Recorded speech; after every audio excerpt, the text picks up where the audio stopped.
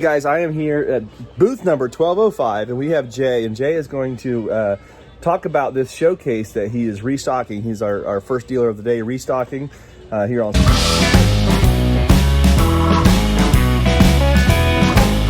morning. And so Jay, I'm going to just ask you to kind of guide us through your showcase here on this restock. Okay, so Jay, what'd you put in today? What do we got? Well, I'm putting some trolls in today. Okay. I guess they're pretty popular. Okay. These guys right here, like the photo in here. Got one there. Got a baby troll. Baby troll. Putting them all around. Okay. What do you price these at?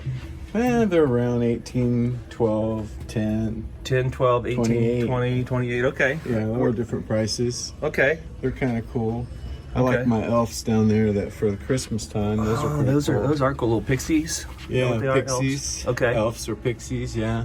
You can go either way. Okay, I thought this Barry Goldwater thing was pretty cool. Barry Goldwater. A lot of people don't remember about Barry Goldwater when he ran for president. What year was that? Do you remember? Or range of years? That'd be right about, I think he ran around Kennedy, era before, after Kennedy. What's your favorite thing you have in the showcase? What do you like the most? My favorite thing? Yeah. Is always going to be this right here, probably. And it's a Majelica from 1884, horse and wagon. Okay. Which I think is super cool. And they're really, I've never found another one or seen another one. And then this Majelica piece here is also from the 1800s. Okay. And even though his head was broke off, he's still a very nice piece. Majelica, that old, there's usually a little bit of damage. Yeah, I don't know how you feel about the little damage on Majelica. I don't mind. It's kind of exactly. It's like acceptable on Majelica compared to a lot of stuff. Especially when they get over 100 years old. Right. And then this Hugh Robertson is unmarked, but there was a time, according to the book, that Hugh Robertson had stickers on some of his pottery, but the shape is right and the bottom finish is right for it to be a Hugh Robertson. Okay. It should be very valuable. I've never seen another one like it. Okay. I've got a very high price on it, but it's very, very rare. Okay. But of course it's unmarked, so although the mark could be under the glaze on the bottom. Right. But you'd have to grind on the grays and okay. That the bottom finish is the most important part of that piece that kind of shows that it's oh wow, okay. This bottom finish was a normal finish for Hugh Robinson. And that's Now, I am not familiar with Hugh Robertson. What any idea like when he worked or what anything else about it you can share with us? Well, later on it became Chelsea Ceramics Arts Works. I think that's right. Okay. But it's been a while since I read about it. Okay. You start forgetting things. Yeah, you're like, I see, I got that same issue. I forget everything. There's so much stuff that you can learn and put in your head, but then getting the computer to getting the cylinders to fire right. To fire right, Okay, so tell me about this piece. I think this is pretty cool. Where'd you find this one at? This little art glass. This one here? Yeah. I don't remember where I found it, but it's definitely a Murano. Okay. And I've been running into a lot of very rare Murano pieces lately. This is a Murano. That's a Murano. Okay. Just Murano art glass is just phenomenal. You used to see just the ashtrays all the time. Right. But now I'm starting to see all kinds of You're seeing a lot of fun stuff turn up because people went over to Italy on trips and then would bring it back. But look at the lip on this. It's so cool. And they're usually going to have, some of them will have ground pontils, some of them will have the broke off pontils. But whenever you see a ground pontil that's super smooth and the bottom's ground on the bottom, you're looking at some serious, more high quality art glass because they just didn't do those kind of finishes, but back in the earlier days of art glass. Okay. Although there's probably some newer art glass people that are doing it. Well, something else I like about your showcase here is you've got a little bit of variety for about anybody. So you've got jewelry in here, you've got toy soldiers, you got stuff that somebody younger might like, somebody that's an advanced collector would like. So talk about the little jewelry stuff here. How do you go about pricing your silver? Anything you want to tell us about your Well, silver? sterling silver, I always try to price it very reasonable. Sometimes it's so priced so high that, you know, it's just unrealistic for people to purchase it. Right. And it shouldn't be that high unless it's a really rare piece. Right. Like you get a piece like this. This actually is a Egyptian piece, but these are online for $800 and some dollars. What do you have yours priced at? $200. $200. Wow. Yeah. Wow. And Okay. I think $800 is just ridiculous Right. myself, personally. Right. I like this little cross turquoise. Yeah, that's a designer, bracelet, too. more modern sterling silver piece. It's done by a designer, and I had her name on the ring that matched it, but someone bought it already. And you've only got that priced at $55. Yeah, which is really good price because I think the whole set was like over $200. The set, which I had a matching ring, but I Yeah. sold it already. Then, so, I mean, I love how you price your art glass just very reasonable too. I mean, $38 on the nice paperweight here. Yeah, my highest art glass piece is $95. 95. I just sold a candlestick a couple weeks ago that was $95. I would have loved to have a second one, but I only got one. Okay. So it's a little bit more background. How did you get started in this whole trading?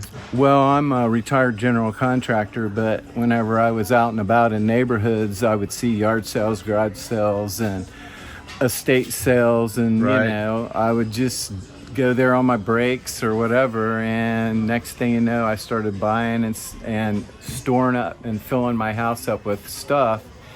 And now I'm older and retired, and my house is just too full of stuff. So you got to get rid of it So somehow, I'm right? selling a lot of stuff. And Okay. I could fill this thing up 10 times with my pottery collection. So are you happy with how you sell here? Are you moving up? Yeah, you move a pretty good amount of stuff. Yeah, I am pretty happy. And you've got two showcases, right? Yeah, I do have two showcases. What's that other number if someone's It's watching? 1205. 1205. Or so no, that's this no, one's 1246. 1246. So 1205 and 1246. So if you're watching this and you want to check out his other items, Jay's stuff, just come at 1205 and 1246. Lots of variety. Lots of variety. You've even got like a Mary Gregory down there on the bottom with the deer scene on it. Yeah, I've never seen it before.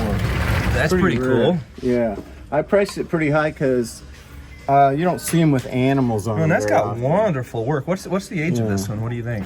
I would say it's probably. I'm not a real super knowledgeable on Mary Gregory, but I know it's a Mary Gregory. I'd say it's a turn of the century. Okay, one, so around 1900s. but I'm not absolutely And it says sure. cameo It on says the bottom cameo too. on it too. Wasn't that great cameo So work? it could be cameo, considered cameo glass, I guess you'd say. And you've got this one priced at was it $375 or $275? Here we go. $275. $275. Okay, $275. Yeah. Okay. And that's priced pretty high, but Now, it's very rare. Do you get very many offers where you work with people, or how do you do your offer stuff? I think one time someone called me. Occasionally. Okay. Yeah, and it was a higher priced item. I gave them like 20% off. Okay, so on a higher priced item, you might be willing if you give a phone call in. Sure. Okay. Again, there's some Magellan. Let's just go ahead and look through the rest of this here. So we've got bells down here. Look at what's the lion? What is this piece? That's a more modern, just more of a decorative piece. sculpture. Yeah, Okay. It's not really an antique-ish piece. And you got the books in the back. This that is pretty Gouda? nice. The Gouda piece. Yeah. Bud vase. It's really nice. And that seems like a pretty reasonable price, $95. Yes, it is. I think it's probably most time you'll see them for $195. And then the Vaseline, that's going to glow. And then this is, I've never seen this one before. Some people call these sling vases. Yeah, the swung vases. Swung vases. This has got really, I've never seen one like this. Here, I want to show our viewers this. I know this is really popular. Oh, that's old. Right here. Check this out. This thing is glowing. I got my black light on me, and look at that glow. It's got to be 1800s. Yeah, that's gorgeous Vaseline. Late Priced at 18, early $95. 1900. Okay. And just a good variety in here. There's some knives up on this shelf, some more toys and cars, and so you can find everything from a few dollar item up to a several $1,000 vase in the back. So check out what a variety in this booth. Even up on top, look at the art glass up here. I mean, big art glass vase is priced at $55. That's amazing for $55. You know what's really popular I've noticed here is dogs. Dogs? I have sold so many dogs. I can't keep my dogs. Well, that's good, right? So you know what to do with the dogs when you get I'm down them. to one dog there. Just one dog. Okay. But Okay. the other showcase, I have a lot more dogs. You have more dogs than the other one? Okay. Let's walk over to the other side just for a second and talk Okay. about it for a minute. Sure. You know what amazes me is how many different people are collecting how many different things. Yeah. You know, I don't think there's anything that you can run into that someone's not collecting it. Isn't that amazing? You're right. know. I mean, whether it be tees, tee pulls, you know, Right. You pull a tee out of a golf. Doesn't matter, does it? Yeah, it's just, Anything. Yeah, just the smallest things, little pieces of pottery and.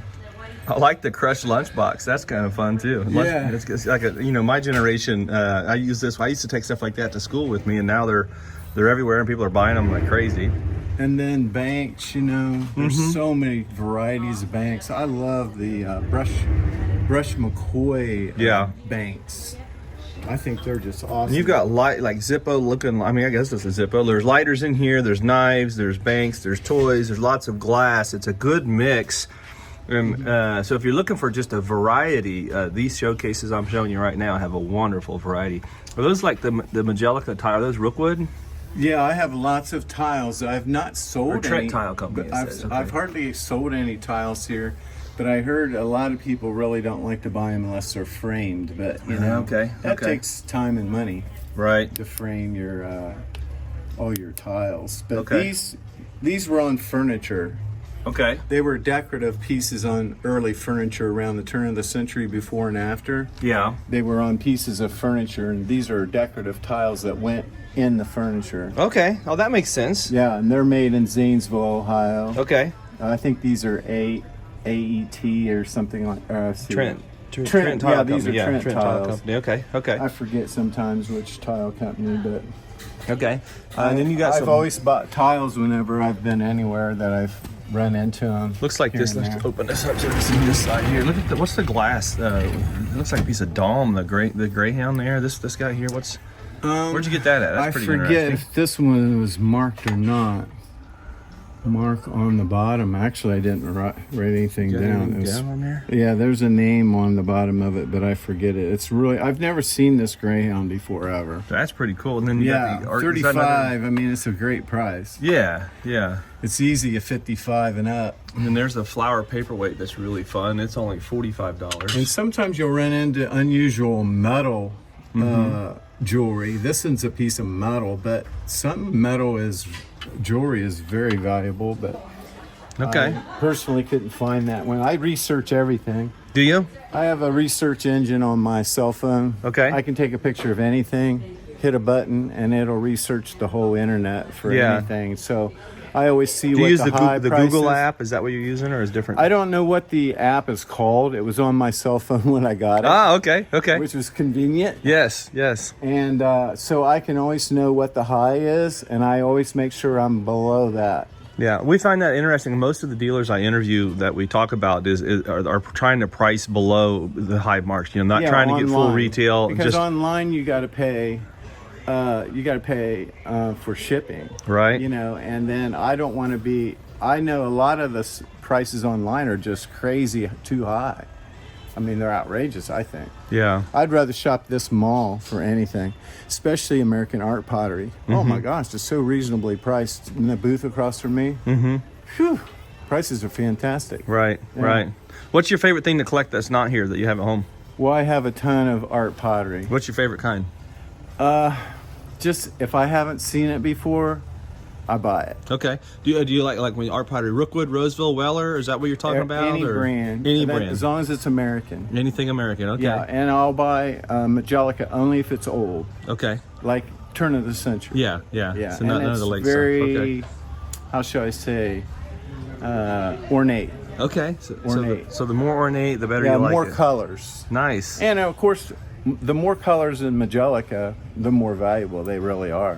Right. How did you start? The very first item you bought to collect. What was it? Oh, I don't really remember, you know. And then I would just be places and see things and find things because I was always in neighborhoods, and then I'd go to people's houses and work at their houses, and they would say, yeah, we got to get rid of this stuff, and I go, I'll buy it from you.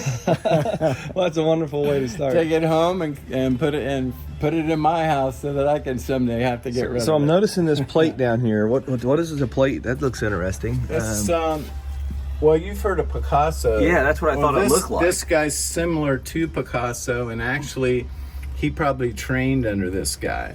Okay. I don't remember how to pronounce his name. Like Jean Cortot or... Yeah. Okay, but 1958. He's very, very well known more in France than he is in America. Okay. But it's 1958, but you see what it is. It's very minimalistic. Yeah. But that's actually a good price for it. For Picasso. Super. I have a Picasso plate in there too. Oh, we do, up here on the top. Yeah, here's a up Picasso plate in the back. Yeah. Priced at $180. Yeah. Okay.